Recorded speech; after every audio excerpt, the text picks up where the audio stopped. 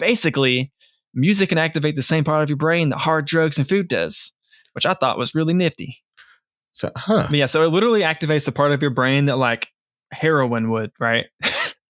Whenever people get chills from music. It's it's not obviously as intense as doing heroin, but it's the same part of the brain is being activated, which I just thought was like super interesting. Dude, are we like music junkies? Yeah, you're just not realizing that, dude. I mean, I know we are, but now there's like scientific proof that we're literally music junkies. I mean, it's just proving what we already knew.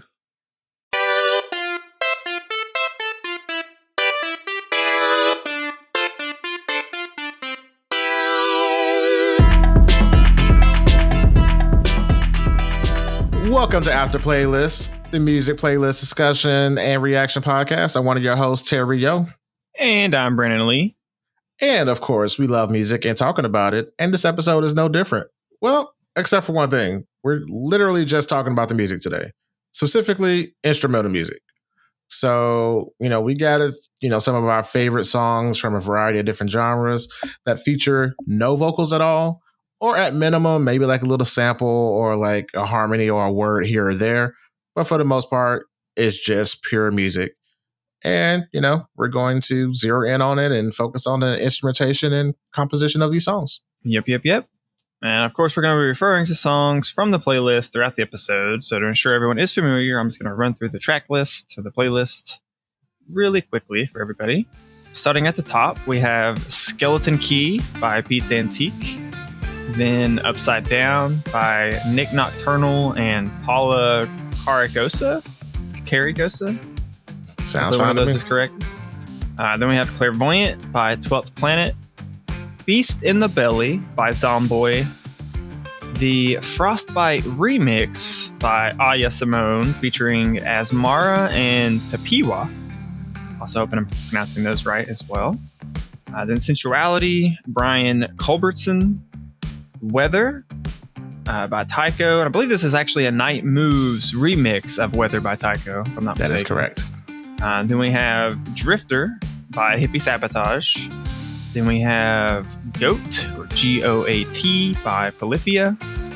Red by xxyyxx. F+L by Point.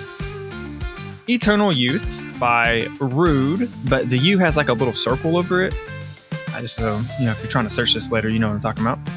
Cyanide Sisters by Truise, and then finally we have Flashback by Bassnectar. And if you haven't already listened to any of the songs that we're about to discuss that I just outlined, we do have direct links to the music in the description, aka the show notes, for your listening pleasures. So please go check that out. Absolutely. And before we dive into the episode, we have our customary After Playlist disclaimers. Number one, we respect everybody's opinion, regardless of how wrong or awful they may be. Number two, since all of the songs have no lyrics, feel free to disagree with our interpretations of these songs. But remember, we're right and you're wrong, and there's nothing you can do about it. Yep. I'm just kidding. But yeah, feel free to comment, if you had a different perspective, because again, music is, entirely subjective. So, and with the song without lyrics and no real way to find the producers or the composer's true intentions is open to interpretation. So I'm curious about how y'all feel about that. And then number three, we're just talking about the music, not the artists, composers, real life, personal or cancelable issues. And lastly, if you're enjoying the podcast, feel free to give us a like, subscribe, star, favorite, heart, sacrifice, whatever it takes for you to show us that you love us. You can do that on Apple Podcasts, Spotify, YouTube, and a variety of other different platforms. It's the easiest way to support the show, and it's free. Free. Can't beat that. That's right. So without further ado, let's get into it. So we both kind of went and did some light, I'll say, probably, research into the psychology of instrumental music. Yeah, I was actually kind of curious about how people interpret music or listen to music in general, and also music without the lyrics. So I kind of went down a little mini rabbit hole with that, and I found some interesting stuff. My sources are kind of all over. I'll try to put some of the things in the show notes. But for the most part, going to different forums and other different music related communities, it is very funny to me how some people is really polarizing, how people enjoy music without lyrics or with lyrics for that matter. But focusing on songs without the lyrics, I think I found a study from the NCBIA medical group. I might be misquoting that. The link for this one will be in the show notes. You can go there. But ultimately, what the summary of defining is happy music without lyrics leads to a stronger positive emotions than happy music with lyrics. Functional MRI data shows differences in brain activity when listening to sad music with or without lyrics.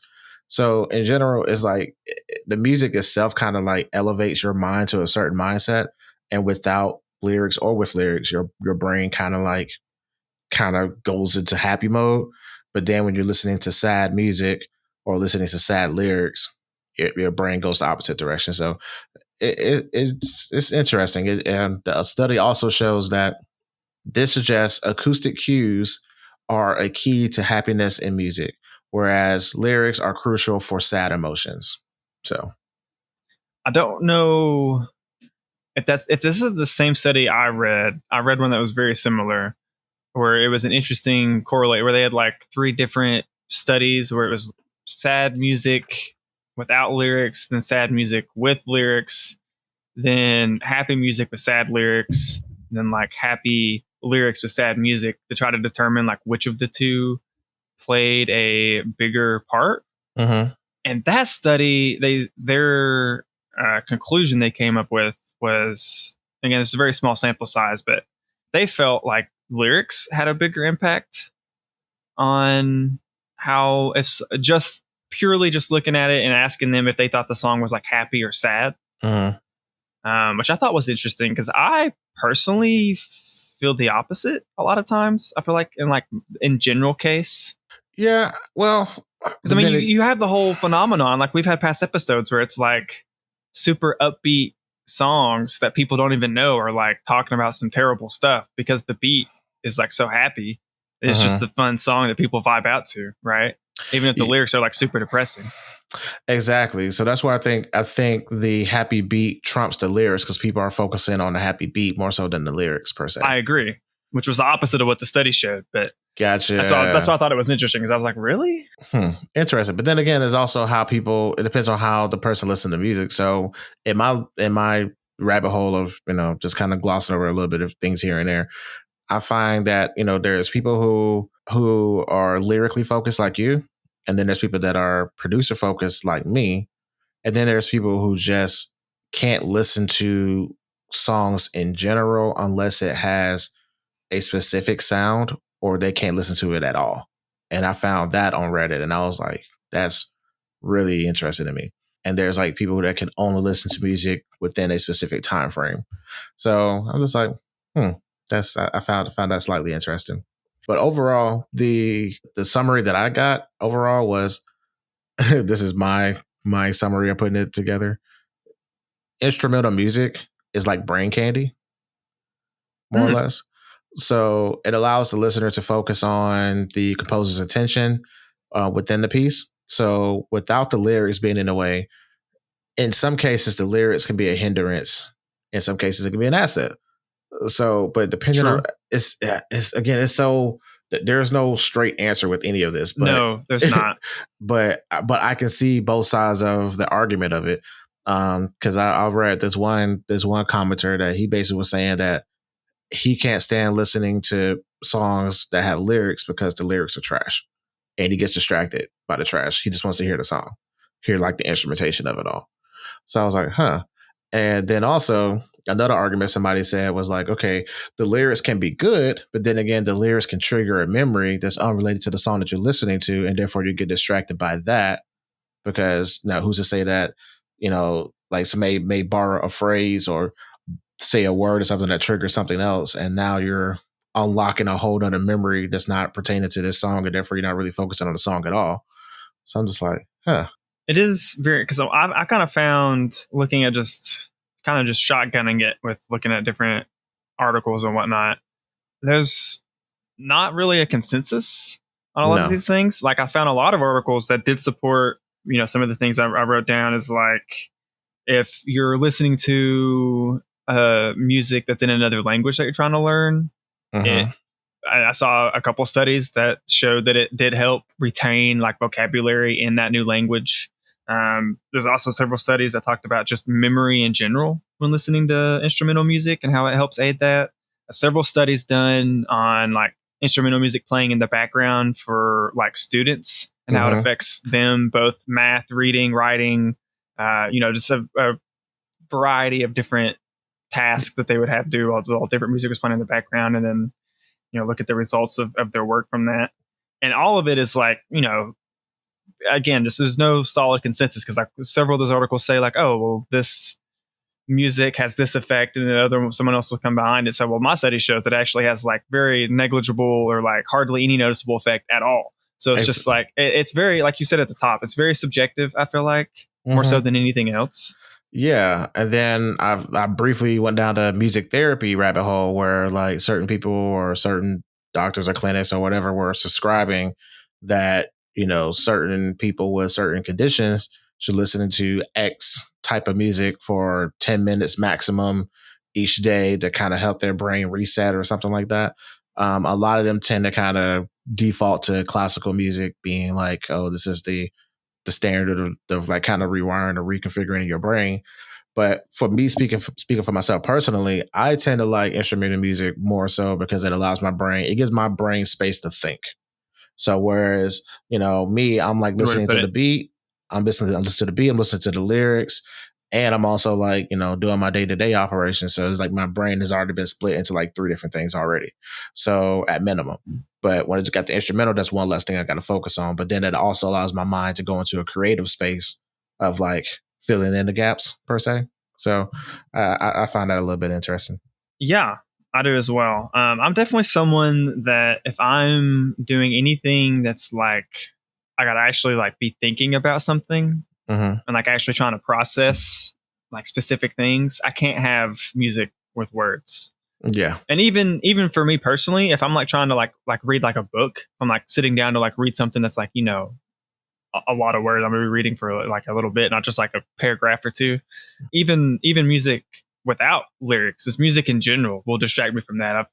I'll find myself like Interesting. even like this past week and a half listening to this playlist. I would have it like I'd have my earbud in while I'd be doing something else, texting people or something, and I would realize because I was doing other stuff and like reading text and replying to emails and stuff, I was completely like just not absorbing, which I guess is kind of the point of it being background music. But Yeah. then whenever whenever I notice that and then switch to like, okay, when I'm gonna like, kind of make it somewhat more to the foreground of my brain a little bit and actually like try and really soak it in, then I just get this like I'm just sitting here glazed over looking at my phone, not doing anything. Yeah. I have like this a book I'm reading on my phone or something, and all of a sudden I'm on the same page for like 10 minutes because I'm just not reading it anymore. I mean, well, that's just me in general, but like, I don't know. It's weird. I mean, well, first and foremost, it depends on the song for sure, and then depending on the type of song it is, sometimes I'm in the mood of like, okay, this is good background music. Because me, I don't know. I guess I suffer from needing to have some kind of noise going on in the background at all times. But at the same time, I'm okay with occasional silence. But sitting in silence for a long period of time, either I'm going to start making music myself, or I am going Mhm. to hear something and then that becomes my music. Like I'll become like obsessed with the birds or something outside. I'm like focusing like zero ending on like on that cold conversation that them creatures are having instead of just like being in the silence.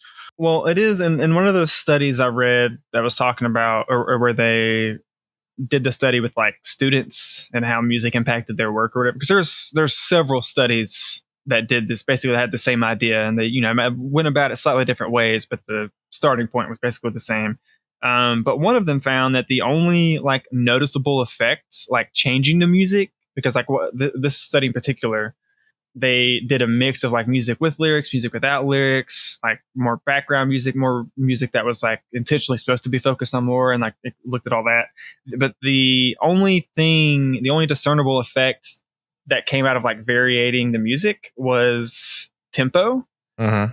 and I made a note of it just because I liked how they wrote it. They said it caused an arousal effect when music with higher tempos was played in the background while you were doing something, which would then cause, if you were doing an activity, it had the general effect of making you want to do it faster, whatever the people were doing in the study, which I thought was interesting and very true to my experience in life in general. Oh yeah, definitely that. Yeah, like if you got a slow tempo song, yeah, you can kind of just chill and take your time and not really have any, sense of urgency. But there's something going fast in the background. Yeah, you want to kind of pick up the pace and kind of ride with it.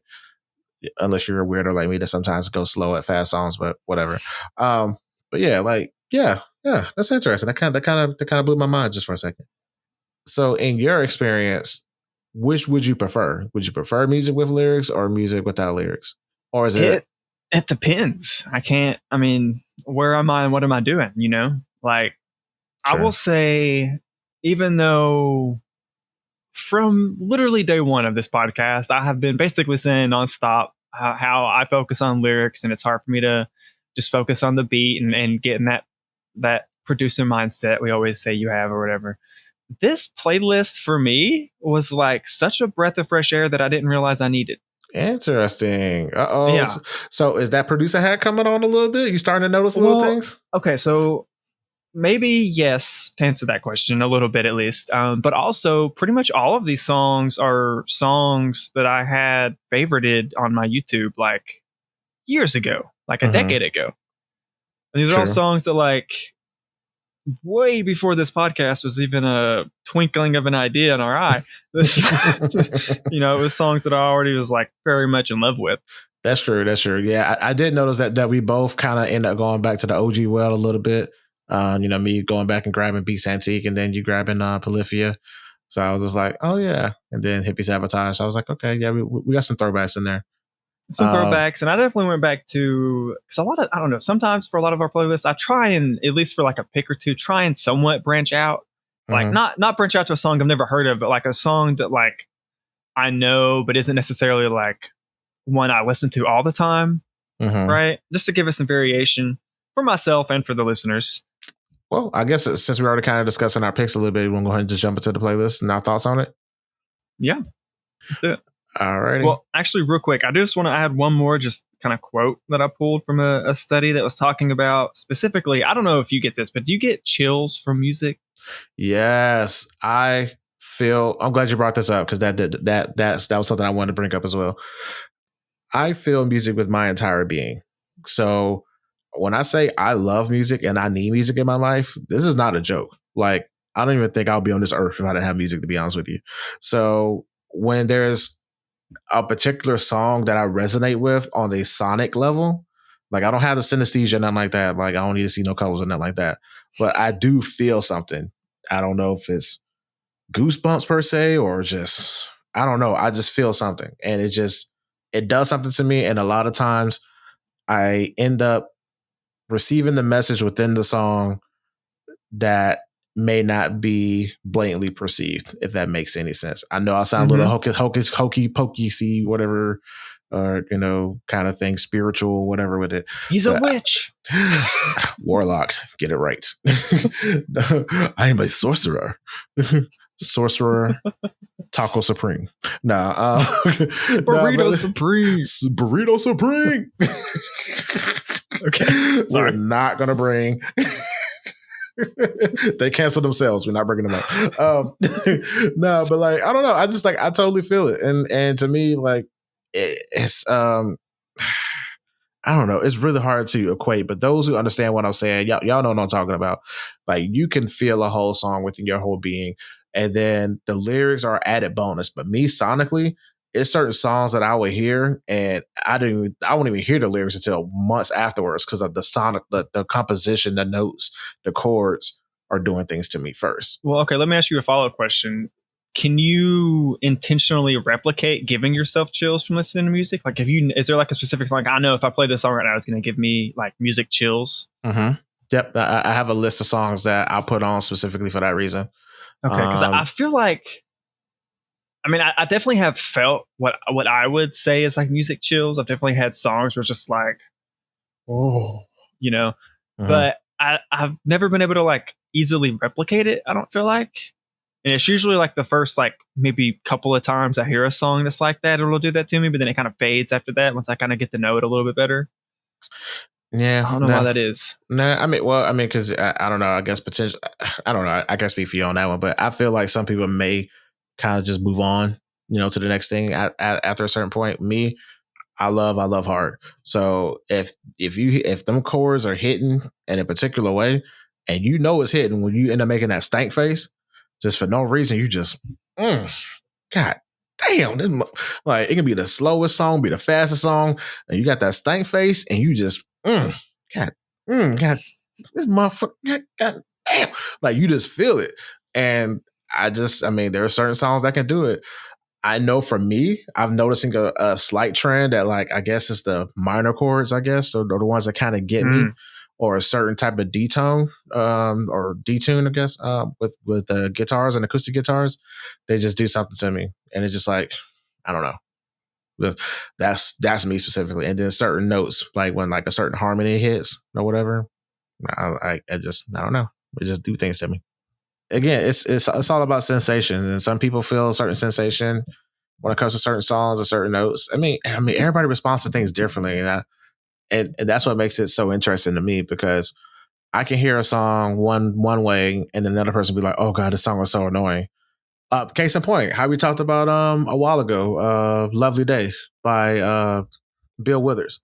Like that note at the end, like I feel the passion and all that stuff, and the whole song itself. But meanwhile, other people are saying how annoying the song is. Yeah, because they're not hearing it the same. Can you call corporate and have them change it? Right? I'm just like, no, I'm not changing corporate. I'm not call corporate, get you the fuck out of here. But yeah, so I guess it really depends. With me being a producer and me being like the kind of person that's like music first and lyrics second, I listen closely to what the music is telling me. And then I like to say a lot of times I'm like spot on without even knowing what the song is saying, what the lyrics are even saying. A little bit like there's songs and there's like in a whole other language, like how I fell in love with Amapiano. It's like, I don't even know what they're saying, but I feel it. Like the Asibe Happy is a perfect example. Like, I didn't know what they were saying. It's just the vibe. Like that whole song was just, it's still like, that's a song that gives me chills. Like every time I hear that song, and like, it's just, no matter what I'm going through, I feel it. For jumping into the playlist, a song on this playlist that does that same thing to me is the Frostbite remix by Ahya Simone. Isolation. It just, it's so good. Love that song. One. I was happy whenever you added it and I heard it for the first time. Yes. Please tell me your thoughts on it before I go down the rabbit hole.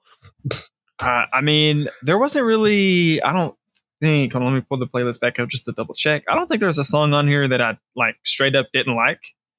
I have one.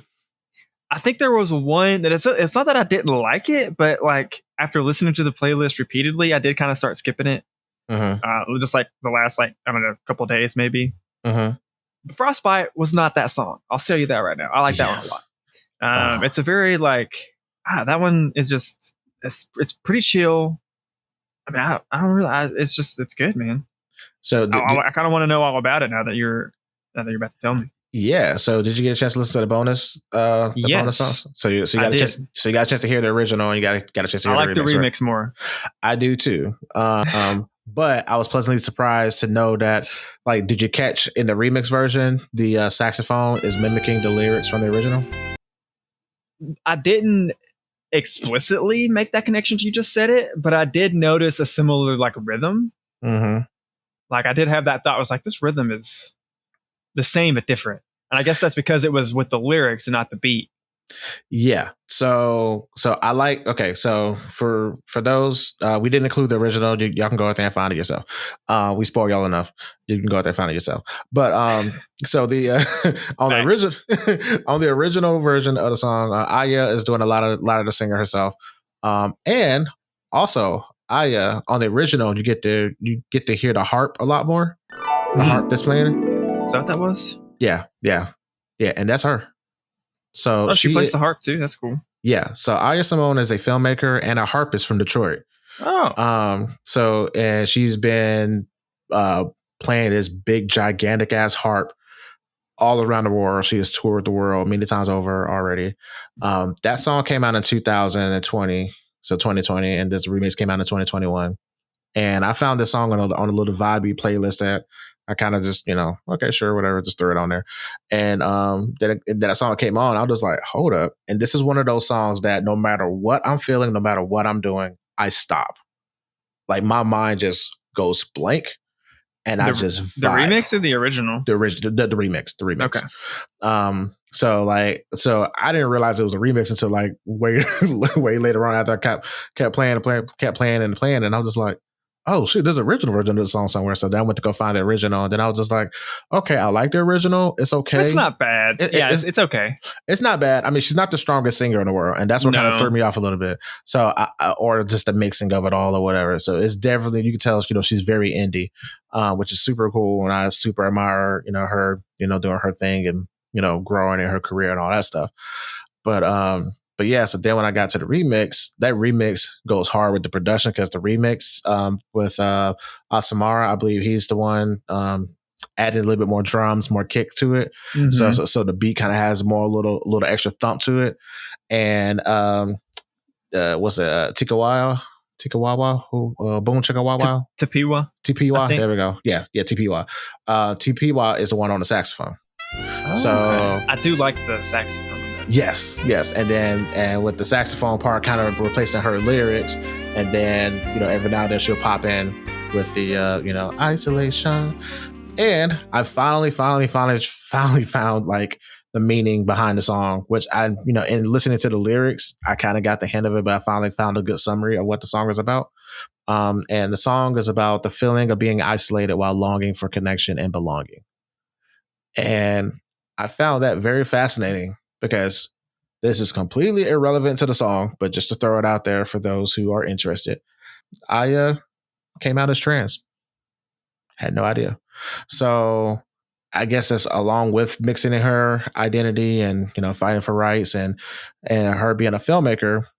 She produced a series that's about 3 trans people navigating their life in Detroit. So that's out there as well. So I just found that very interesting. Just about the song and just, again, the whole sensing of, isolating and belonging and just the harp itself, how it kind of just draws you in. And when you listen to it on that level, you just feel it like on the instrumentation level. I'm just like, damn, this song is wild. I love it. Yeah. It's amazing how, I don't know, for me, I feel like a true artist, like someone who is not just was blessed with a good singing voice and is being paid to sing, right? Someone who is making art can, without any words, express emotions and convey different feelings and thoughts and themes to you without literally a single word. It's so amazing to me. Mm-hmm. And this playlist is just chock full of that. Yes. It's so chock full of it. So many songs on this playlist just makes you feel things, whether it's upbeat or just kind of chilling, vibing out. I mean, yeah, this playlist as a whole was right on time. like I definitely needed this to process some thoughts and some feelings and some things that I'm going through personally. And yeah, it's just a joy of music, man. I love it. So I do want to talk about, they're not exactly the same, but in my head, I've been grouping them together. Mm-hmm. We have 2 songs on this playlist that I've been dubbing as like the fake out songs. Okay. On here. Okay. And that's your pick, Upside Down. Yeah. And then my pick, F+L. Yeah. Because both of those songs start out sounding one way and then quickly transition into a completely different sounding song. Yes. And I love it in both. I love it in one. Which I assume it's yours. You don't love it in F+L? Okay, so F+L, that one, okay. I like what they did. So they're talented and what they did. I just have the memory attached to the original song that they did, that they got that from. Oh, well, see, I have no knowledge. I didn't even know there was an original song that they pulled that from. Okay, I've been holding back on this because I wanted to add it to the bonus listening, but I was just like, I don't know if you knew, if you didn't know. Nope, this is news to me. Okay. This is just a song that was randomly, back whenever I used to just listen to like massive playlists of just random song recommendations from different channels on YouTube. decade and a half ago. It's been sitting on my liked ever since. This is great. Okay, awesome. Okay, so F plus L. Do you know what the F and the L even stand for? Fritos and lettuce. I don't know. Close. No. No. So, okay. All right. So, okay. This is their remake or cover or sample of Flashing Lights by Kanye West featuring Dwele. So Kanye West on the Graduation album has a song called Flashing Lights and has that same string. Now, whether or not Kanye West ripped that off or sampled that from somewhere else, I don't know because I didn't go that far in my research. But I know the whole flashing lights that came from the Kanye West version. So we're going to take a moment real quick and I'm going to have Brandon Lee listen to the original real quick and then we'll be right back. Well, see, I'm not really a Kanye fan, so I don't think I've even heard the song you're talking about. Yeah, it's a banger. It's one of the songs that is one of the few songs off of Graduation that I actually like. So when I heard it right out the bat, I was just like, I heard these strings before. And I was like, oh no, is this? I thought this was the original. Well, Flashing Lights came out, and Kanye West Flashing Lights came out in 2007. And then this F plus L came out in like 2017 or something like that.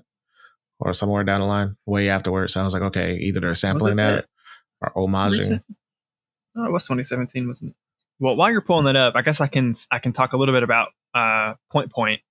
It's a Parisian trio. It's kind of like a DJ supergroup where it's 3 different DJs that each have their own independent career that came together to make Point. And they only have a handful of songs together, but their names are Azar, that's Aazar, LH4L, and Nomak. And Nomak, I've never heard of him before I looked up who these people were, but apparently he was big enough for whenever I searched just his name, and that's with I believe it's an umlaut over the O for that one, the double dots. I saw there were several actual Reddit posts where people were like, yeah, can someone recommend similar music to DJ Nomak? And I'm like, well, someone who knows who he is. Nice. All right, let's get into it. Let's do it. Yeah, so that's the gist of the song. Yeah, I heard the beat. I mean, okay, so because of that, you didn't like the string intro, outro, but did you at least like the transition in the like more dubsteppy middle? Oh yeah, that's what I was saying. So when I say I didn't like it per se, it's mainly because my brain was automatically going back to singing the chorus for that. But then once they picked it up and did their version of it, I was like, okay, it's cool. But just when I automatically hear that string because it starts off the same exact way, my mind automatically defaults back to that. So then I have to like course correct my brain and be like, okay, no, this ain't that song. This is another song. Let it be. And then I have to kind of let my mind go and accept the point situation versus expecting, Dwele to come through and like sing. But I do like how they did start off, kind of doing the whole Flashing Lights thing, and then like just kind of picked it up a little bit for sure. It's literally the transition into the more EDM style music. Like the strings are not knowing it was a sample from a Kanye song or whatever. I thought the strings were nice, but it was literally the transition that like made me fall in love with the song more than anything else. Yeah, I mean, I'm a sucker for strings and I'm a sucker for EDM, and you put both of them on the same track. Yeah, so I mean, I didn't dislike it. It's just, again, it was just more of it's a mental speed bump when it came to that track. So, that's fair. I definitely can see that. I mean, I've experienced that myself on plenty of songs on the podcast so far. But okay, well then the other half of that coin of the fake out songs is Upside Down by Nocturnal and Paula Carregosa. Yes. But that one is a totally different style of fake out where it starts as like a soft melodic acoustic. It almost has I'm fairly confident the guitar playing is like nylon strings because it has a very specific quality to it that is different from like a regular brass nickel guitar string sound. Okay. But then it transitions into the like more heavy rock, heavy metal sound halfway through. Okay. I see you, Mr. Metal Man over here. I see you. So so that was a happy accident. I didn't know anything about Nick Nocturnal And never heard of them before, or the song before this playlist, but I thoroughly enjoyed it. Interesting. So, this origin story of this song for me, I was traveling back to Atlanta, and I was like, okay, let me just put on what's some new rock. I haven't listened to any new rock in a while, so let me just kind of just find a station on YouTube or whatever, and just let that play a little bit. And I got maybe like 1 or 2 songs in. I was like, I don't like none of these new rock bands. They all sound nasally and just weird. And then this song came on, and I was like, what is this? And it was like ding ding ding ding ding, and like okay, I'm like okay, well, this ain't rock. Like, did I press the wrong button? And then I was like, oh, okay, there it is. So, and I enjoy how it just kind of flips back and forth, back and forth, back and forth. Mm-hmm. So apparently, Nick Nocturnal, he has like a super influential YouTube presence to where like he's like been doing it for like over the past decade, where he like cultivates and like I guess teach people how to metal. Like, so he has a whole series of how to metal, and some of the collaborations on that series include Bad Wolves, Alex Terrible, Suicide Silence, and a couple other people. And it just recently, like within the past past year or almost 2 years at this point, decided to shift his focus from doing full length tracks as opposed to just like doing little short form video series. Because the fans were like, hey, can you do an extended version of this song? Can you do an extended version of this one? So he was like, okay, I guess I'll do some original stuff. And so I believe Paula Carregosa is the one doing the guitar in the beginning. So that's her. And then he will come in with the heavy. So those two are like jamming together, going back and forth with different styles of metal. That makes sense because it is very seamless. Mm-hmm. The transition between the two, and like you said, it does go back and forth a couple of times, I think, throughout the song. And yeah, each time the transition was like spot I was wondering I was wondering with the two names if that was the situation where it was the two guitar styles with the two artists, or if it was just one of them was like a producer and this was just some like superb editing in the booth or something, you know? Right. And which is probably a little bit of column A, a little bit of column B, to be fair. I mean, for sure. And then Paula, her claim to fame is that she's a left-handed extreme metal guitarist known for her nail picking, her nail executed pick style technique. It's not a ton of left-handed guitarists. Exactly. So you have to get your guitars like special made if you're left-handed a lot of times. Yeah. Isn't that what Jimmy had to do with his? No, he took, because they didn't make left-handed guitars at that time, so he took a right-handed Stratocaster and flipped it. Gotcha. And just restrung it upside down. Gotcha. But yeah, so I thought that was like hella dope that those two were like going back and forth, and then that's a recent song that came out this past summer. So yeah, so I mean they got more stuff coming out. He has more collaborations coming in the works, if not a full release coming out soon. So I'm definitely looking forward to checking that out. You'll definitely have to send me that. Oh yeah, definitely that. I definitely want to. Like again, I didn't know about him on YouTube or anything. I didn't even know the name before this playlist, but I'm a fan now, so definitely want to check out more of his stuff. Speaking of being a fan, so when I listen to the playlist, typically, a lot of times I'll just hit play and just go because I'm multitasking once we finalize the playlist or whatever. So a lot of times I may not know who is singing or who's performing at that point in time. When G.O.A.T came on by Polyphia, I automatically knew. You were familiar with it already, right? No, because then you go back and listen to. I did New go back. Lessons, New Devils, whatever the album's called. Yeah. I did go through and listen to some of it, but again, I couldn't. I won't be able to like spot it out out of a lineup per se. Sure. That was also a long time ago. It was a long time ago as well. But when this song came on, when I heard the guitar and the way he was like riffing it, I was like, Tim Henson has a very specific style, I feel like. Exactly. So now my ear is cultivating to where like not all rock is created equal, because in my mind is like, okay, just anybody that's shredding the guitar. But no, like now I'm noticing the different styles within like the different, players, the guys that, are playing the guitar and stuff. So, but like when that song came on, I was like, yep, that's that Polyphia dude. And then when I said it went so hard, dude, for no fucking reason. There's no reason why this song had to be so hard. No, there is a reason. The reason is they titled it G.O.A.T, so they had to bring it, or the title would be a lie. I mean, that's true.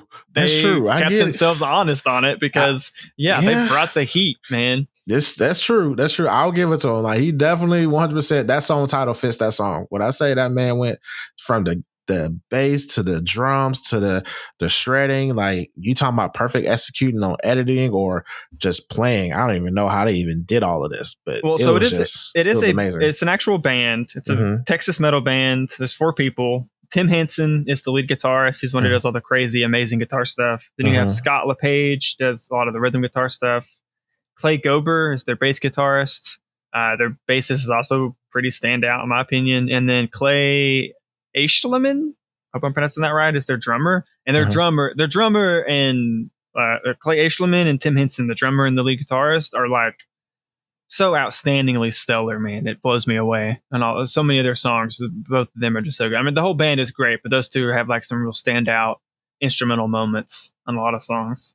Yeah, like definitely. Like this is one of the ones I played on repeat quite a bit. And also I was just happy when it came on the playlist. Like, it just gives me like, I don't know, just like I get giddy.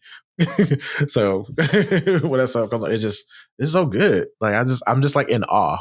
Just like, I don't know. It's hard to explain. Like, I don't got the stank face. I kind of have that face of like this. Okay. Like, I'm just like, just in awe. I'm just looking at it, like, giving the side eye, like, wow, you had to do all of that.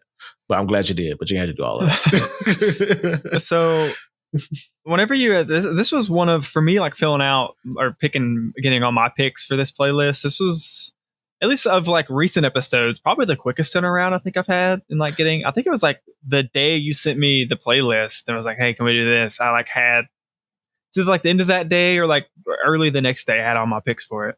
Yeah. And Polyphia was like if not first, it was like my second pick.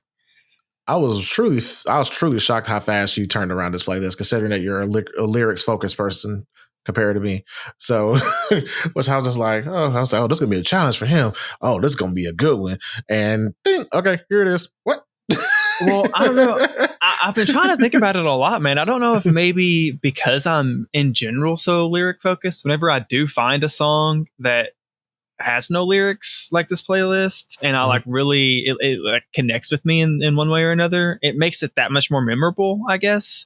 Yeah, I can see that. Yeah, that totally makes sense. Yeah, because like I said, several of these songs were from like, decade ago, from way back down on my YouTube liked, but at least half of them, if not over half, were just songs I didn't have to like go. I wasn't scrolling through a long list of liked songs or that. I searched them specifically and then added them to because I knew immediately as the topic was in front of me, I was like, okay, I got to add this song, this song, this song, this song.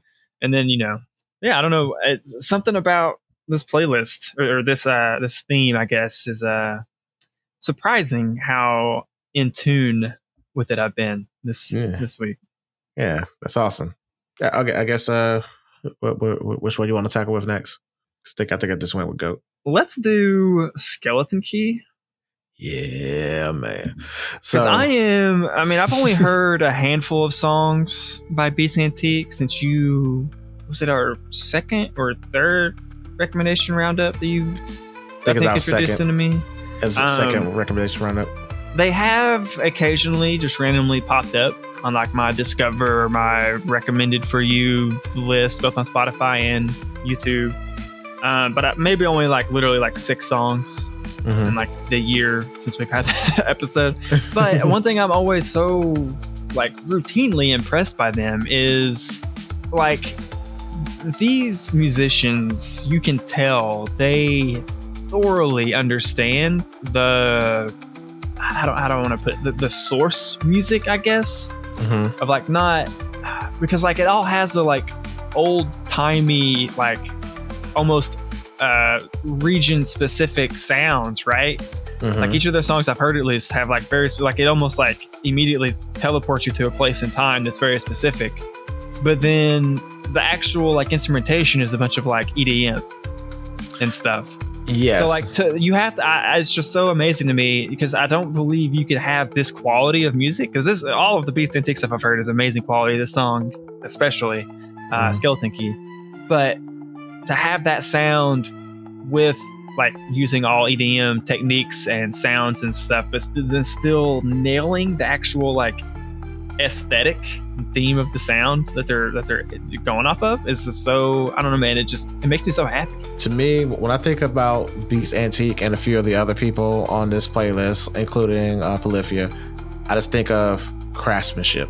Yes. Like, that's the word that like sums it up perfectly for me. Is like, they know their art, they know their skill set, they know their tool, they're very proficient with it.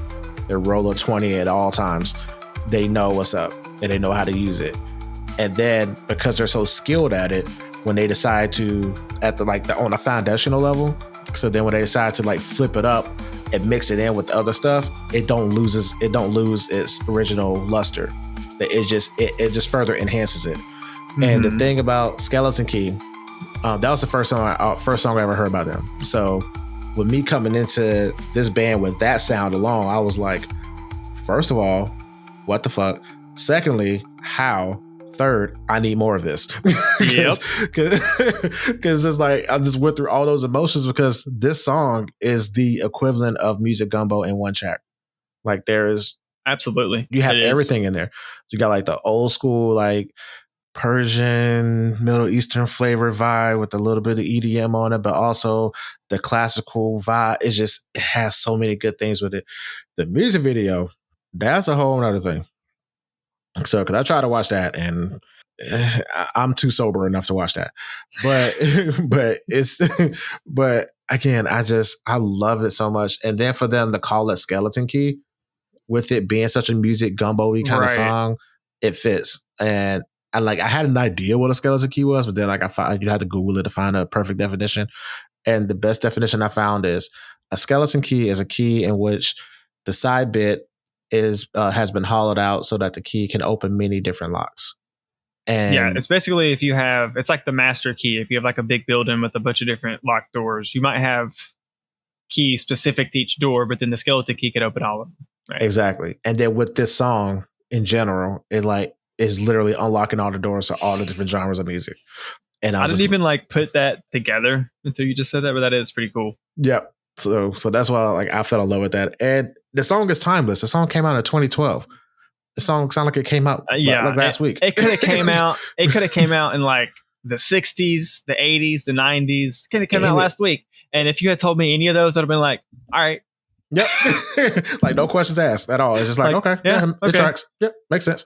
So yeah, I just freaking love them. So, those guys, 3 members, Dan, David, Sator, Kimberly, Foreigner, and then Thomas, or I forgot what they call him. I forgot his nickname. Tomas? No. Like, Sidecar Tommy. There was a call. That's his nickname. Okay. Sidecar Tommy, I think. So, but yeah, like them 3 people, man, all of them are like proficient in all their instrumentations and multi instrumentalists and can just take care of everything and all. I mean, I would love to just be on the fly on the wall and just walk and watch them work, like watch them create, like just see how the vibe is in the room when they make these kind of songs. Like, I would like to know what the process is like. That's true. Yeah. Again, it's going back like with them, with me being so positive that they're like I mean, like you said, they're craftsmen, right? Mm-hmm. And they have such an innate understanding of the sound they're trying to make. Yeah, I would love to see what their entire process is like. Yep. And then on the side note, David also has released some independent stuff recently, and it's okay. It's not bad. But I definitely like the more Beats Antique vibe. But his solo stuff is interesting. I heard 1 or 2 songs on there. He's like collaborating with other musicians as well. I might probably put that on a different playlist down the line. But yeah, definitely check out his stuff. And then as far as for me, I'm conflicted because we got to cover them all anyway. So let's go ahead and get into Drifters. Drifters, I enjoyed that one because coming off of Weather and going into Drifters, it was like a seamless vibe, and completely coincidence, but it just worked out perfectly with that. I love that one. I love to just now, just like the guitar, man. Yes, a lot of my songs. Or several of my songs have like a guitar, like a very like string central focus. I feel like. Yeah. And it just, it just, I don't know. Like when I listen to it, I feel like I'm on a beach. That's the vibe I get. I feel like I'm like on the beach. It's like not noon, not quite dark, but like it's somewhere in between where it's not like too hot but not too cold either. And it just, I don't know. You just kind of just, I don't know, ride it away. It was kind of weird to explain, but yeah, that's the vibe I get. Well, I definitely kind of see it, especially with like the very soft, quiet outro, like kind of somewhat long outro. So quiet, in fact, that a couple of times while playing the playlist in my car, I didn't have the sound turned up too loud, and I would think, like, what, did the song just stop? Is my app frozen? What's going on? And I like turn it up, and I would just hear the very soft, like little tinkling strings that got at the end. It definitely has like a relaxed. I could definitely see like a beach chill vibe. I always get like a slow drive somewhere. Okay, I can see that. Yeah, I guess like when I'm thinking of the beach vibe, I don't mean like just sitting there per se. I think it's more like this is a scene I hear every time the song comes on. You're on the beach, you're kind of just sitting on your blanket or whatever, underneath your umbrella, chilling or whatever, and then your friends call you over to play volleyball with them or whatever, and that's when the beat like picks up. So you get like the energy going back and forth because you're out there being active, and then the game is over with. You go and grab some drinks, and everybody goes back to sitting down again. That's the kind of duration of the whole song. That's the picture that I paint when I listen to the song. I think that fits. It's totally valid. Hippie Sabotage is another one of those groups that I've listened to for years and years and years now. This was pretty quick. I knew pretty immediately. Like I don't remember if it was this song. It probably was. I think G.O.A.T was second just because of how it is on the playlist. But I do think this song, because I knew pretty immediately I wanted a Hippie Sabotage song. A lot of their music does have like words in them or lyrics or whatever. They have several songs where, because it's just two brothers, they make and produce all their own music.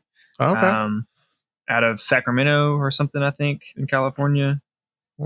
That's Sacramento.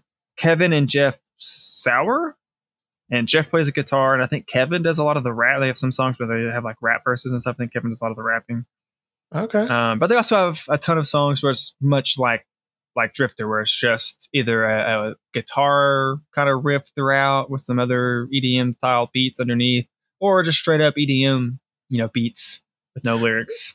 Yeah, like I recognize the name Hippie Sabotage. I couldn't remember what other song by them I like, but definitely I like this one for sure.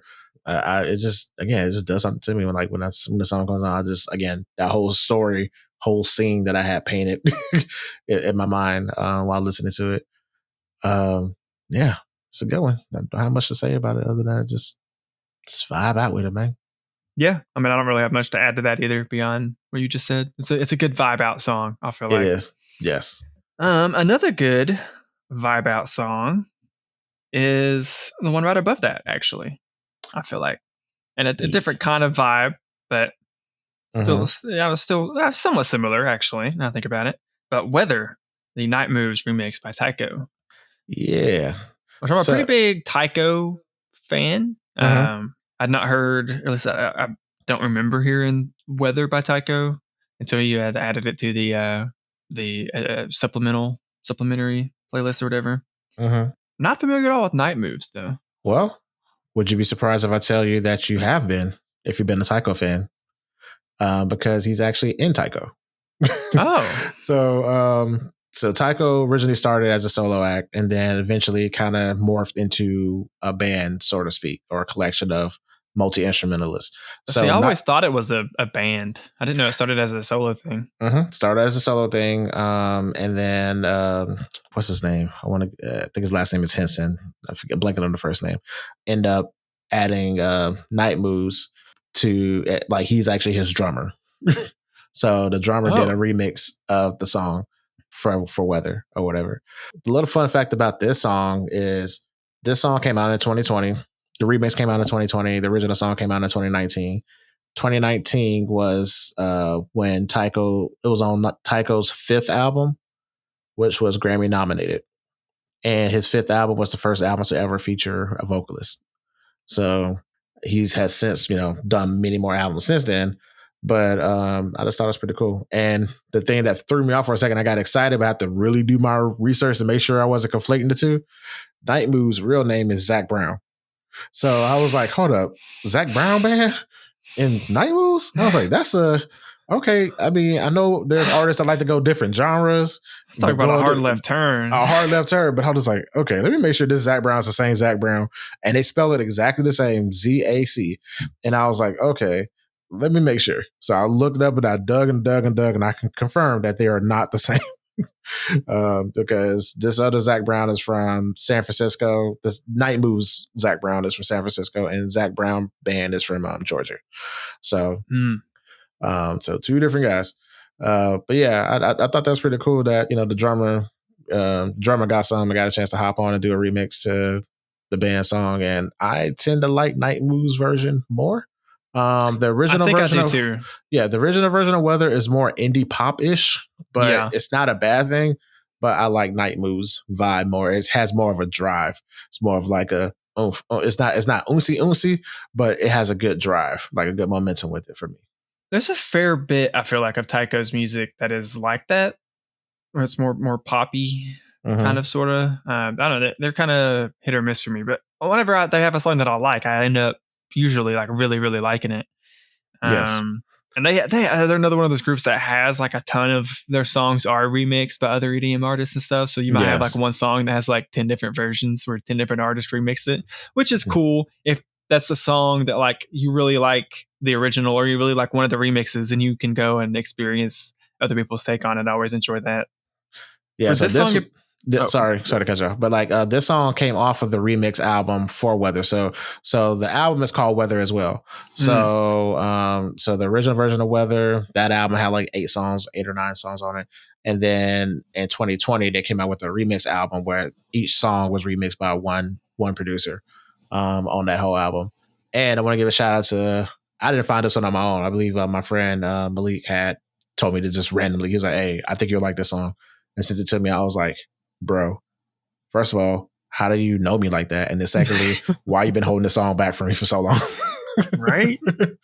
So, yeah. Sorry, go ahead. I was going to say, I definitely feel like kind of similar to Skeleton Key, I guess. The title, Weather, we've had some inclement weather a little bit here and there the last week or so, you could say. And not necessarily like whenever it was like really storming, but whenever it was like just more of a calm drizzle rain, I feel like this song was like so perfect for those moments. For me, at least, I felt like. Yeah, I can see that. I mean, for me, it just, I don't know what it is about it. I guess, like, to me, like how you said, Hippie Sabotage Drifter is a driving song. To me, Weather feels like a driving song for me. Well, it's funny because I was actually thinking of like, as I was just saying that, I was thinking of like when I was driving home in the rain and this song came on and I was like, yes, this is the song I want on this playlist playing right now. Out of all the songs on the playlist, this is the one. Yes. Oh man, it's so good. Speaking of songs that are so good, Cyanide Sisters by Truise. Again, you're making me a fan of Truise, dude. Like, I haven't really been listening to them like that, but every time you recommend a song by them, I am digging it. Yeah, and the vibe in this is, I don't know if you watch like a lot of those. I guess, well, I don't know. It's certain shows nowadays kind of have that. I don't know what's a synth pop or whatever sound or whatever, but this is like a more chill version of that sound where it's not like super like everything going on at once, but it still has that core vibe underneath, and it resonated with me because I recently watched a show that kind of had a lot of synth pop music kind of playing in the background. So then when this came on, I was just like, oh, it's taking me back to that show, and it's just so good, man. Like, I don't know. I got a lot of feelings. Go ahead, you talk. It's fascinating just how differently, like, internally we're taking these songs and like responding to them, or like what kind of like, mental imagery and what kind of like vibes and feelings they give us. This song, Cyanide Sisters, to me always kind of makes me feel like I'm not that I'm going on a journey, but the song always has a sense of like there's a destination in mind, if that makes sense. Like it's not a quest involved or something like that. Kind of. I don't know. It feels like kind of like a quest or like a journey, right? Where there's like, beginning, middle, and end, but it's like the song knows and it's taking me on this whole trip. It's how, I don't know. I don't know why it makes me feel that way necessarily. That's just always kind of the vibe at the end. I'm left with like, oh, I just got back from a trip almost, like mentally.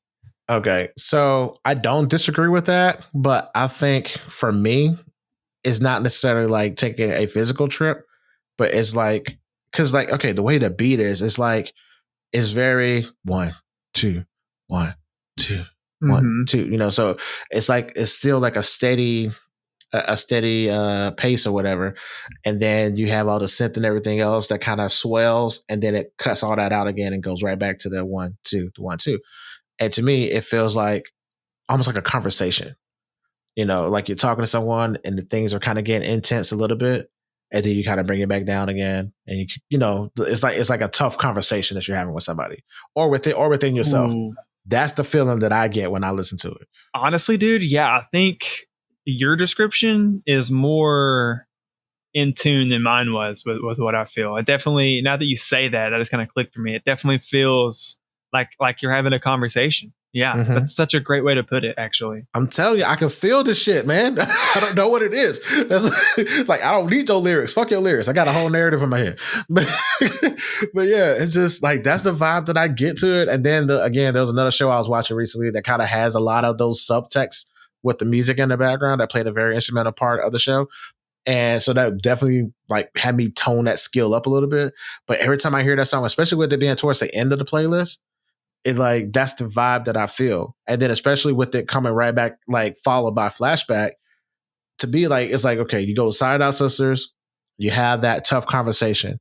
And then flashback is kind of like almost like a release, so to speak, because the way, Bassnectar had like, kind of, there's more space to breathe. Yeah. In that song. And there's moments of like intense feeling, but it's still space, so it's not like, it's not oonsy, but it's a lot of air in there. Yeah. So, yeah. So when going like back to back, I feel like you're having that tough conversation with whomever, yourself or your significant other or whoever, friend or whoever. And then by the time flashback comes in, you're like, it's kind of like a reprieve from that conversation. And like, that's the vibe that I get. So by the time, when I said this whole playlist made me feel things, and again, we didn't rearrange any of this. We just dumped them in there and I just played them as they went. And by the time I got to these last 2 songs in particular, the last 3 for me specifically, but especially with the last 2 right now, it's just, I kind of lumped them together as a whole conversation piece and reprieve piece. And then by the time that song goes off, or by the time I'm done with the playlist, I literally exhale every time because I feel like I've gone on like an emotional journey. I will say it was intentional putting Cyanide Sisters and then Flashback back to back at the end of my picks. You dirty bastard. Because Cyanide Sisters was another one, especially after I had Truise Hyperlips on our most recent recommendation roundup. He's been popping up and I've been listening to him again. Oh, he's so good. I've been listening to him again a lot here lately. So that was like number 3 as far as like songs I found or like had ready to go, right? But yeah, definitely I agree with you. Something about I honestly agree with you with the last 3. There's something about the like segue between those last 3 that I agree it does something for me. Yes. Okay, well, so since we're talking about the last 3, let's go ahead and talk about is it RÜDE or RÜDE or how you pronounce that? I think it's just RÜDE. The little special O thing on top of that. I don't know how that works. But yeah, I'm going to pronounce it just RÜDE. Okay, cool. I'll do that because Lord knows I can't speak English. Or we could just say Eternal Youth and just talk about the song list. Yeah, well, yeah. Well, the song was called Eternal Youth by RÜDE with a special little circle over to you. Yeah, we're going to say RÜDE. I like this one a lot as well because this is more of the music I listen to when I'm doing like productivity work or just kind of chilling. It's like this style of, I guess, chill hop-ish or whatever. Yeah, it's definitely a lo-fi vibe. Yes. So like that's the vibe for me. So when that song came on, I was like, okay, yes, this is my wheelhouse. This is music I have on in the background while I'm editing, writing, producing, doing whatever. Or even at work, sometimes when I can have full control of the radio, just be in my own little zone. And the people at work make fun of me. They're like, oh, he got that elevator music on again. I was like, I ain't trying to look. I'm not doing this for y'all. This for me. Like, I'm trying to calm my own brain down. So it gives my brain space to think and focus on what I'm focusing on instead of having to listen to lyrics and zoom this and zoom that or whatever, special effect, whatever. But yeah, I like that one. And I really like I don't know the proper term, but I would like to say Asian influence in the song. It just feels like, for sure. Yeah. It's like a Asian lo-fi sound. Yes. Sure. It's so good. And like, again, that's another one I added to like this, another one I'm definitely have to like listen to more of the music. But yeah, it's just something about it. It's like super calming. Like once we go through the whole flashing lights thing and then this song comes on, I'm just like, okay, cool. I kind of have like a hard reset. And then I go into the conversation with Cyanide Sisters and then have that reprieve again with flashback. I was like, okay, I see what you're doing. It definitely works out. Interestingly, I tried to look up some information about RÚDE. I'm just going to try different ways. One of them has to be right. So as far as I could tell, it's like a dude from Minnesota. He has like no Wikipedia page or he had a Bandcamp. Okay. That, several of his songs, including Eternal Youth, was on. Mm-hmm. The description for this song on his Bandcamp just said a free track to celebrate youth and life, which I thought was okay. Kind of neat. Okay. Beautiful that was his. I didn't necessarily get that out of the music, but I didn't get the youth part of it. I get the life part of it. Again, it is something about when you hear like the Asian style of music, you automatically think of like. Again, it's the strings in the song that really does that for me. Yeah. More than anything else. Huh. But yeah, so he's based out of Minnesota. Apparently, I couldn't really find much of anything. I couldn't even find like his real name. Yeah, man. Like that's the one thing I like, but also find it super annoying. A lot of the EDM producers or a lot of the lo-fi producers, they are just. I guess some of them are just one off, and then some of them will just like do it for a little bit, or it's like a hobby for them. Well, I mean, on this dude's Bandcamp, he has music within like the last couple of years. I think his first song was like 2023, if I remember right. Okay. I mean, he doesn't have like a ton of music, but he's had some like EPs randomly, some like random singles, and pretty much all of them like you can listen to for free on his Bandcamp.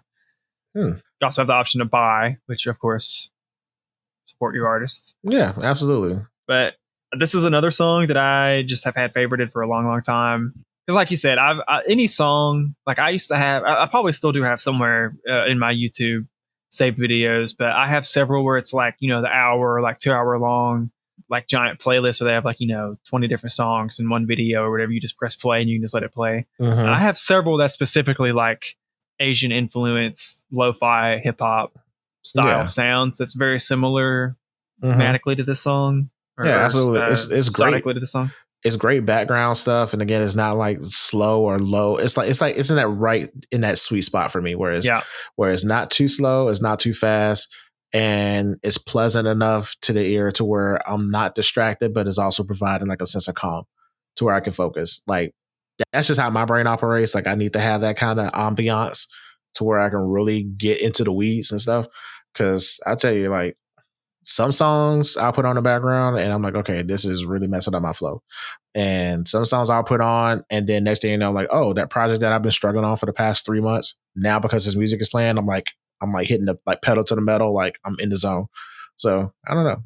But that song in particular, I love the smoothness of it all, the pacing of it all. The smoothness, and there's also like he has it throughout the song where I don't know if it's almost like a crackle or like a running water type. It's like barely there, you know what I'm talking about? Yep. You picked up on that? And like I don't know, something about, I mean, it makes sense. Like people use like bubbling brook sounds to calm themselves and stuff. But I think something about that also lends itself to like the calming nature of the song for me. Yeah. It has the what's the name, like that fountain, the infinity fountain situation. Yeah. Like so that also adds to the ambiance of it. Well, okay, let's just go ahead since we've already brought it up. Just because I don't want to circle back around to it. Flashback. Yeah. I loved it. All right, I believe you mean to say you really like it. I really like it. Yeah, I really like it. But I mean, I love Bassnectar in general. Like, this guy is so talented, and I love that he chose a name that just purely defines his music. I know what I'm gonna get with Bassnectar. I'm gonna get some bass, and I'm gonna get some sweetness. Good old sweet bass. And I'm like, do it. Yes, this is what I needed. And I like smooth Bassnectar. I like aggressive Bassnectar too. But when he goes down and like does this kind of in between, like, I'm gonna hit you with the 808s, but also you're gonna vibe out with it. That's the chef's kiss. Love it. Yeah. I love the whole album that Flashback is from, Noise versus Beauty, I think, or Noise is Beauty.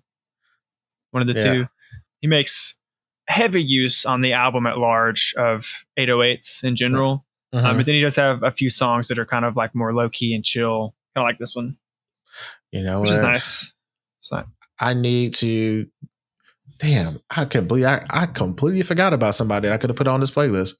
Completely forgot. God, I'm slipping. Shout out to Cascade, and the album in particular that people should go out and listen to. I'm gonna recommend it. It's called Fire and Ice, I believe. And what Cascade did was he has, I think it's like maybe like 10 or 11 songs. And it's the same songs, but there's like a regular EDM version. And then the same 10 songs is a chill version of each one. And it's so good. Like, so you get to hear both sides of the same coin. You get to hear this song as a regular EDM, and then you get to hear a smooth out version of the same song later on the album. I just love that concept. So if you're into that. Is that Cascade spelled like the dish detergent? No, Cascade with a K. Yeah. Okay. K. Yeah. Making sure, Cascade featuring Dawn. No, that's lame. Well, I'm not familiar with Cascade, I don't think, so I'll definitely have to check them out. Yeah. Like he's worked with Deadmau5, and I want to say that's another name I've not thought about. There's so many. There's a lot of dubstep artists, honestly, that I like thought about in making this playlist that I decided not to put on here just because I mostly already had my picks finalized at that point. But it did make me think of just a lot of the dubstep groups and artists that I used to listen to. It's ironic talking about just this entire topic because it had me thinking back in high school when dubstep was like not first, but whenever it was like probably in its heyday, right? Like early 2010s. My girlfriend at the time, I tried so hard to get her into dubstep, and we would not like actually like angrily argue, but like, kind of playfully argue all the time about how she didn't enjoy it because it didn't have lyrics. And I would try so hard to get her to just listen to the music and just vibe with the beat.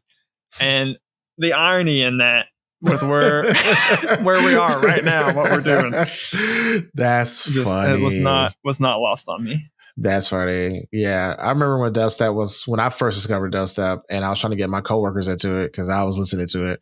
And I was like, dude, this band Nero had this song called Me and You. And I was like super into it. And they kept making fun of me. It was like, me and you, me. Like, they started making fun of the song. I was like, no, it's a good song. They were like, it's all right, but I don't know if it's going to last. And then it took over the United States and all the dubstep elements, which are still prevalent, but it's kind of fading out like how disco was, whatever, at this point. But there's still moments of little dubstep influence here. I think a lot of people have taken it and like you said, it's influenced and merged and morphed into other new things. Because I feel like the nature of dubstep is kind of be fluid, I guess is a word I'll use to some extent, if that makes sense. Yeah. Gets what I'm trying to say. Yeah. Fluidity. Yeah, I can see that. Yeah, dubstep does have a little fluidity, even though it kind of has its roots in reggae, and that's kind of been like a whole other thing. But yeah, that's pretty cool. Speaking of the OG dubsteppers and all that good stuff, 12th Planet, Clairvoyant. What did you think of that one? That was the one I would skip the last couple of days. I really liked all of these, especially whenever the playlist was first finalized and I was listening. That was one that I like really vibed out to. But somewhere after listening to it, like 10 or 12 songs, I was kind of like, man, I don't know why that happened. I really just realized like a couple of days ago, I was like, I'm just not vibing to this song like I did like the first 5 times I listened to it. I mean, that's fair. I was thinking the other song you would skip that one because as much as I love that song, I even sometimes I would kind of want to skip it, but then I get sucked into it. But Clairvoyant, the Zomboy one, yeah, Zomboy.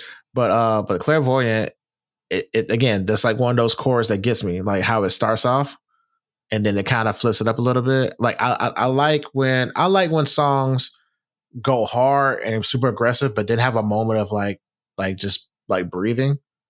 And that song does that. So it starts off kind of smooth-ish, and then it picks it up, and then it has that moment of like all the other sounds go away, and then it kind of just you have a moment of like to exhale for a minute, then it picks back up again. I like that a lot. Well, okay, I will say, let me, I guess, clarify. When I say skip, I don't mean as soon as I would see it and it's like the first few seconds. You will break your knuckles trying to skip that song so fast. I understand. It would be you ain't like, got to lie, Brandon. You ain't got to lie. Typically, it'd be like halfway through the song. I would just be like, all right.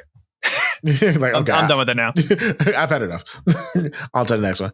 But again, like, that was only like the last few days. It's not like I hated it like from. It's not like I hate it now. I think it's just, I don't know why, but that one, I don't know, it kind of wore me out, or wore out its welcome, however you want to put it. I get it.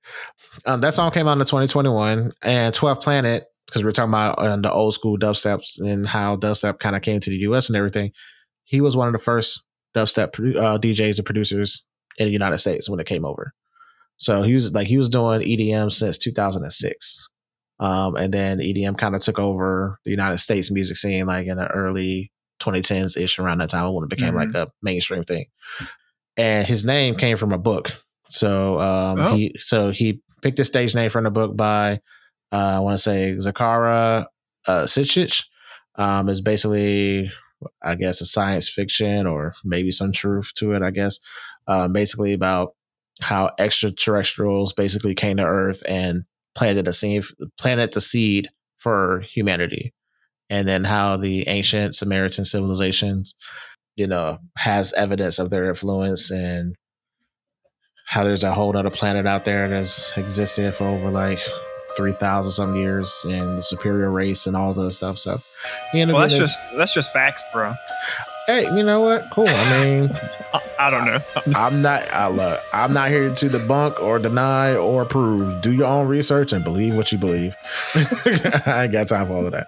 But yeah, well, it's cool that all of that led to his artist name, I guess. Yeah. That was what inspired him. Yeah. So, and then looking at the cover, like the vibe I get from the cover, like I automatically think about the Scarlet Witch because I'm a Marvel person.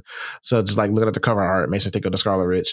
And then, he named the song Clairvoyant, and the word clairvoyant basically refers to the ability to see beyond range of like ordinary perception. So I like how the song, the instrumentation of it all kind of flirts with like that idea, like the idea of like a little bit of mysticism, like in that space where you kind of can breathe. Like I feel like a spell or something has been casted around that point, and you have to kind of like rectify that and kind of go through all of that. So that's the vision that my mind goes on when I hear that song. It's like you're doing stuff and then it, pops off, and then you have a moment to like kind of see what you've done or recognize the vision that you're inheriting or whatever. So that's the vibe I have with that song in particular. 12th Planet, like dude's been working with a lot of artists. Hell, he showed up on that that Korn remix album that they did, or Korn, the rock band, had a EDM infused album, and he produced a couple tracks with them on that. And like I said, he's been active since 2006, and he's from LA, I believe. So I'm just vaguely familiar with 12th Planet. I don't know if I've actually listened to any of his, like just his or just their stuff. I guess it's him, because just his stuff. Just him. So like more than likely, you probably may have seen like a 12th Planet remix or him collaborating with other like Skrillex. I was thinking I probably almost assuredly seen him like collabing or featuring on someone else's song or whatever.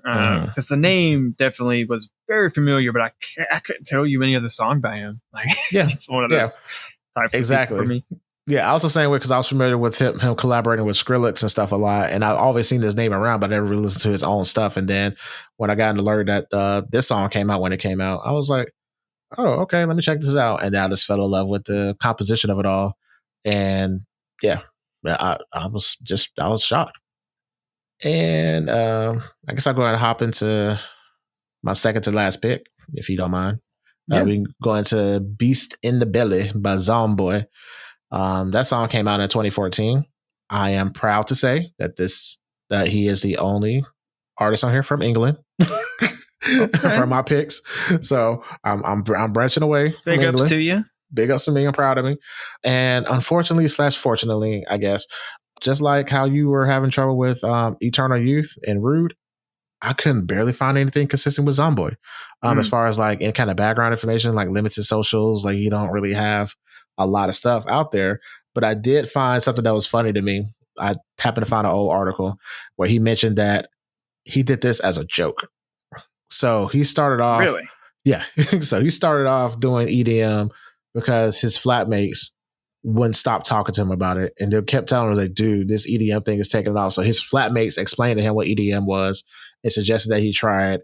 And he's like, fuck it, I will do it. So y'all will shut up. And now this dude is like toured the whole world and everything else because of his flatmates' influence. So sometimes you should listen to your friends. Sometimes you shouldn't. But in this case, you really should listen to your friends. I will say this is the most, I think, correct me if I'm wrong, but this is like the most dubsteppy song on the playlist. 100%. This is full dubstep. 100% dubstep. And this is, I fell in love with this song when I heard it way back when. Like, this is one of the ones that's been like deep in my archive that I've been wanting to do this playlist. So this one and Skeleton Key are the two songs that inspired this whole theme of a playlist. I just loved how it switches up so much, and then how that song hits so hard for no reason.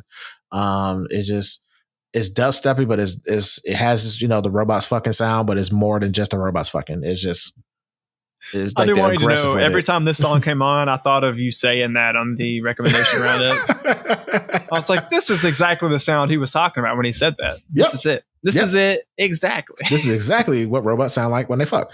But yeah, so like, you know, that's a vibe that, you know, I just like it, you know, and I like the constant switching with it, and I like the build up and the beat drops. Like, this song has more beat drops than any of the songs on the playlist, and but each drop is different and is warranted, and you feel it. Even if you don't have a system in your car, you still can feel the bass. Like, it's a musical roller coaster for sure. So I would describe it. Absolutely. Which a lot of dubstep, I feel like, is similar to that. This is just a really strong, like, good example of that I thoroughly enjoyed. I will say there was a couple times I skipped this one just because it is kind of a almost stereotypical dubstep sounding, and I would want to get to like some of the other songs that are, well, okay. So also one thing I did, I don't normally do this, but for once I actually like would shuffle this playlist a lot while listening to it. Interesting. It seemed to work out really well for this playlist in particular, I thought. And there was a couple of times where this song would kind of be like at the top, but I'd be like, all right, like, I know this is a good song, but I want some of the other ones right now. I agree. And like, you know, it's a time and a place for it. Like, this song, Beast in the Belly, which I keep wanting to say Belly of the Beast, which I feel like, you know, the song title is a play on that whole expression. But you know, obviously with it being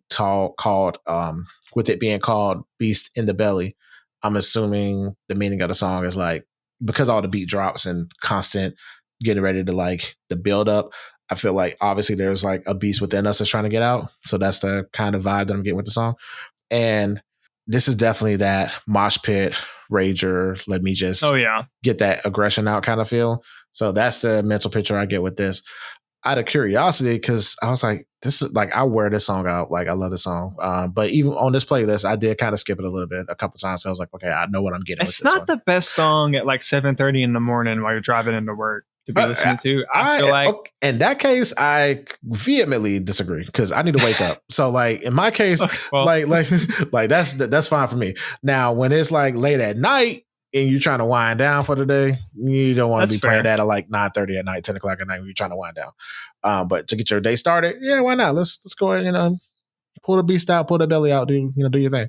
But I was curious though, and I went back and listened to his album. I started to listen to it. I didn't finish it yet. And I started to listen to his album, the album that this came from. And he has some really good stuff. Like, I haven't really listened to any of his other music, but I really do appreciate some of his other work. So definitely give him a shot, a listen. I think he's still active. He should still be. Are the other songs of his that you've heard, are they also like just instrumental, no lyrics? Yeah. Well, yeah, but yeah, no. He actually has one song where he has a rapper on there. It's still dubstep, but he has a rapper on there just like rapping over the beat on one song. And then a couple of the other ones are instrumentals. And then I think there's a chick singing towards the end, but I don't know for sure. Haven't made it all the way down there yet. But I will say Zomboy is definitely he was new to me coming into this playlist. I had not heard of him before this. Definitely turned down for what kind of vibe. Oh yeah. If you're, into that. Very good comparison. Honestly. Yep. Which is honestly, not to reuse that word again, but it's kind of the opposite vibe of your last pick on the playlist. Oh yeah. Good old Sensuality.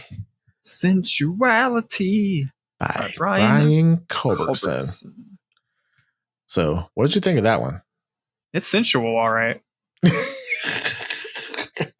definitely some music. You got a girl over and you got the lights dimmed and some, glasses of wine have been drank. This is a song you throw on. You know what I'm saying? 100%. And yeah.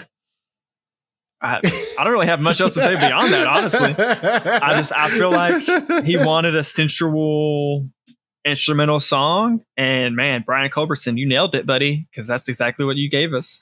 I mean, he nailed it with a song that you want to nail it to. Yeah, exactly. Yeah. So I'll finish off with the fun facts. Brian Culbertson, this song, I love this song so much. This song came out in 2005. This song is hella old. Brian Culbertson, he's been in the music industry since 1994. Wow. Yeah. So he's been doing his career's as old as I am. Yeah. Which is wild to me. At this point, at the time of recording, he has released over 20 solo albums, and he has worked with many industry stars, including Michael McDonald, Natalie Cole, Chris Botti, and a whole slew of other people. Is he a musician or just a producer, or both? Both. But like he is a classically trained multi-instrumentalist that plays piano, trombone, and synthesizers. But he specializes in smooth jazz and blending it with funk and R&B for the most part. But he does he does a little bit of everything as far as like performing live, and I don't think he sings personally. I don't think I've ever heard him sing, but he does perform live and stuff to this day.